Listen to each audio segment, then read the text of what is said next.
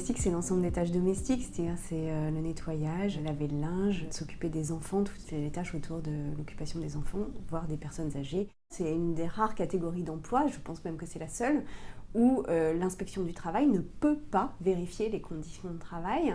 Il y a une question d'invisibilité et d'isolement des personnes qui travaillent. Il y a aussi une question de pénibilité du travail, puis d'un travail en miettes, donc c'est quelques heures par-ci, puis du transport, puis quelques heures par-là. Globalement, quand même, ce sont des femmes qui sont extrêmement exposées aux produits chimiques et dont les concentrations de produits chimiques dans le sang sont supérieures à ceux observés dans les ouvriers de la chimie.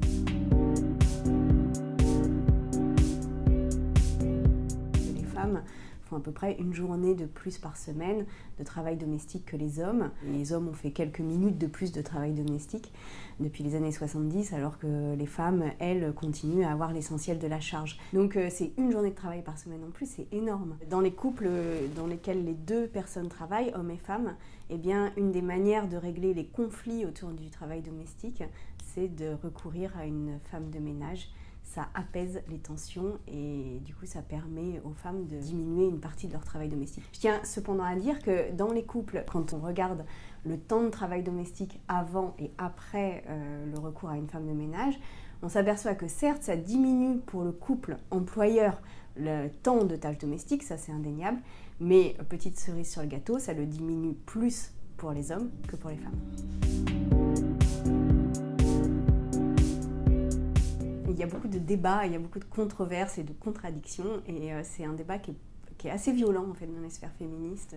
Recourir à une femme de ménage, ça permet quand même aux femmes d'être libérées d'une partie de leurs tâches domestiques. Si on va à l'étape d'après, on se dit oui mais on a déchargé certaines femmes des tâches domestiques. Déjà les hommes n'en ont pas pris davantage, mais en plus c'est pour recourir à des femmes qui elles se spécialisent là-dedans.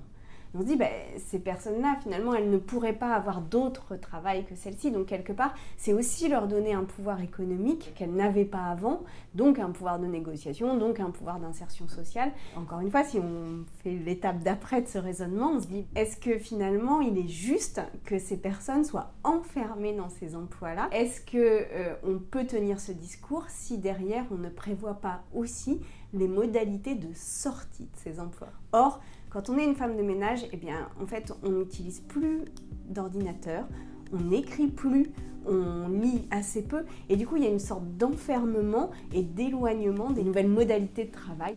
Enfin, au bout de cette chaîne, ce sont des travaux qui rémunèrent peu, puisque l'essentiel des travailleuses domestiques en France est en dessous du seuil de pauvreté.